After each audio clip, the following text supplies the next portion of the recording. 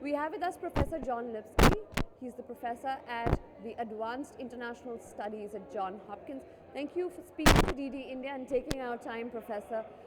Looking at India's economic growth and the forecast by the IMF, its GDP would grow at 7% this year.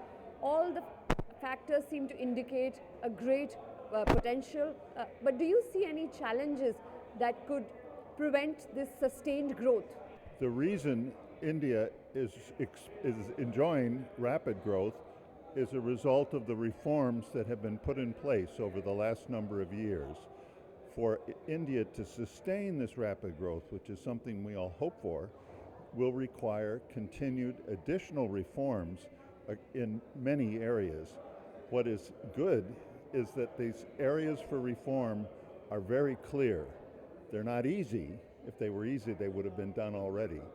But the way forward, a reform way forward, is obvious and should produce excellent results.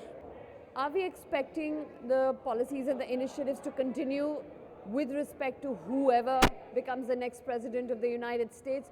Or can we expect some uncertainty given the kind of times we're living in, especially politically divisive times, if I may say so? It's easy to imagine all kinds of potential challenges from external developments. One could be politics in the U.S. Remember, it's not just the presidential election there, but the congressional election will have an impact on the kind of legislation and policies that the U.S. will put in place. But obviously, it's not just the U.S. that will help determine the international or external environment. From India's point of view, the most important challenges remain domestic and internal. In other words, India has a great deal of control over its economic opportunities. As I said already, reforms are going to be needed. They're clearly identified, and if India continues to improve the domestic opportunities, the economy is going to do well, regardless of the external environment.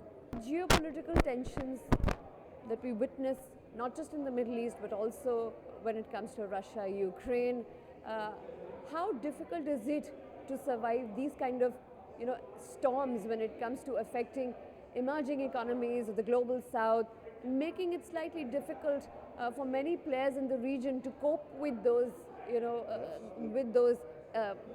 if I may say so, economic mess globally?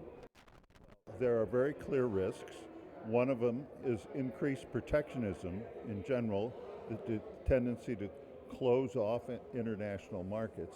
Another are the risks from, as you've mentioned already, conflict, perhaps in Europe, conflict in the Middle East, that could have an impact on energy prices, that could have an impact on economic activity abroad, that would tend, as you've implied in your question, to adversely affect middle and low income countries especially. Hopefully they can be avoided. So far they have been a modest dampener on economic activity. The global economy is not doing great, but it's not doing terribly either. Hopefully those risks can be avoided and progress can be sustained, if not as at the pace of growth internationally that we might hope. Thank you, Professor, for taking our time and giving us your insights. Really appreciate it. Thank you.